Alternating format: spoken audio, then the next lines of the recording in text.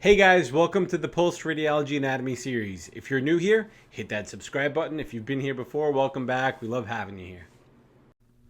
Hey guys, today we're going to be talking about the MRI of the wrist. If you find these videos informative, feel free to subscribe, comment below, or just check us out on pulseradiology.com. As always, MRI of the wrist patient setup to the left, MRI wrist protocol to the right. Let's jump in. So for MRI wrist, you're either going to do supine, okay, whatever side you're doing, it's going to be offset to the opposite side. So if it's right wrist, you're going to offset the patient to the left. If it's the left wrist, you're going to offset to the right. If a patient is a little bit bigger, you can always do the prone position, patient on their stomach, outreached hand, okay, similar to the elbow that we discussed earlier last week. One thing to keep an eye on is to ensure that there is no flexion or extension of the wrist. You want it nice and straight in an anatomical position. So I always say try and ensure that the elbow and the fingertips are in the same plane. Okay. And then the other one is you want to ensure that there's no ulnar or radial deviation. You want it nice and straight. Again, body position. You want that wrist as close to B0 as possible. Landmark is mid-carpals. Your coil is going to be either an 8-channel wrist coil, dedicated wrist coil, or an 8-channel knee coil if a patient's wearing, let's just say, a cast and they can't fit to the dedicated coil. Okay, let's take a look over at the MRI Risk Protocol. Sequence options are going to be pretty important here. Flow compensation on, you want to ensure that your saturation bands are placed properly and they're on, okay? Another thing you want to ensure is your phase direction is going in the correct direction, okay? There's going to be a lot of population artifact on the axial, so you really want to ensure you limit that as much as possible. 3-plane localizer, as always, you're going to have some sort of fat saturation, and then 3 planes of whatever weighing that your imaging center likes, and usually, maybe in some cases, a gradient, okay? Likely a gradient. Coronal, let's just say it's going to either be an IR or a T2 fat set. That's going to identify any fractures, edema patterns along the long axis.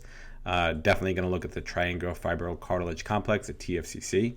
And definitely going to look for any ligament tears, such as the SL ligament, which we're going to show you in the anatomy features section. And then, of course, you have your 3 planes of whatever weighing. Axial, let's jump into that for a second, is going to visualize cross-section, and it's going to really highlight the median nerve, the ulnar nerve, the flexor and extensor tendons, and the retinaculum. So we're going to show you that on the anatomy feature. And then, of course, you got to finish everything in 3 planes.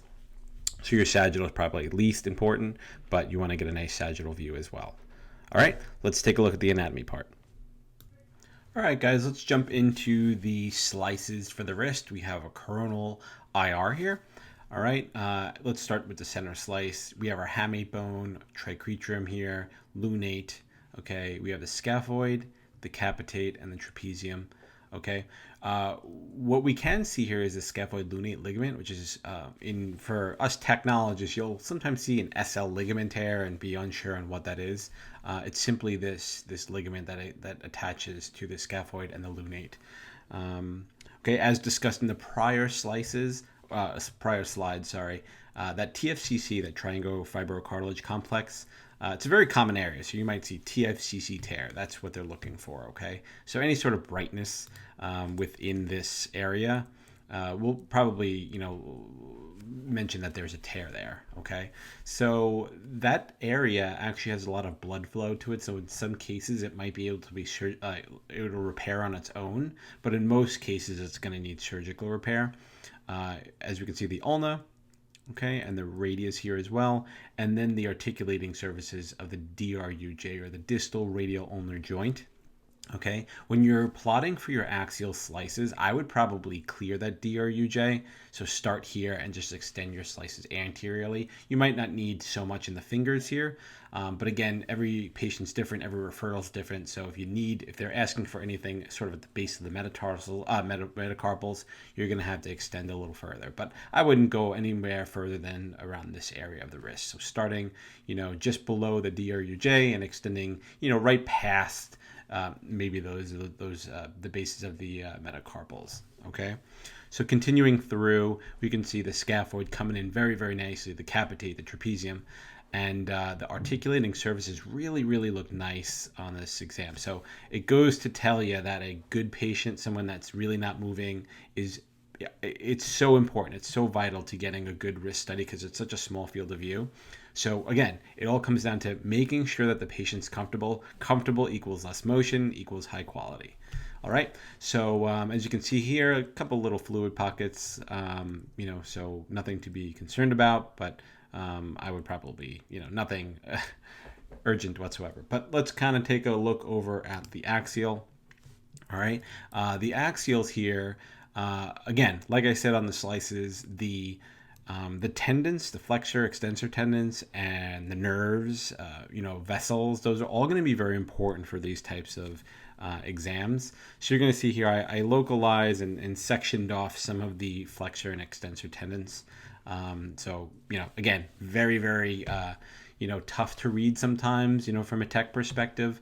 But hopefully that this is able to kind of help you guys understand what tendons and what nerves are where within the wrist. So when you see it on your referral, you don't get concerned or panic or anything. So just kind of rolling through, we'll see that the tendons really do take up a majority of this exam. So we have the ECRB, we have the ECRL, okay, right here along the radius, okay, the abductor pollicis longus here, okay, right, pretty robust tendon.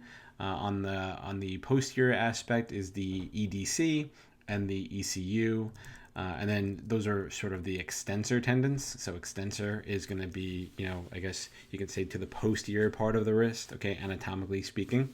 And on the anterior part of the wrist are the flexor tendon. So that's them here. One area that I would like to show you is the median nerve.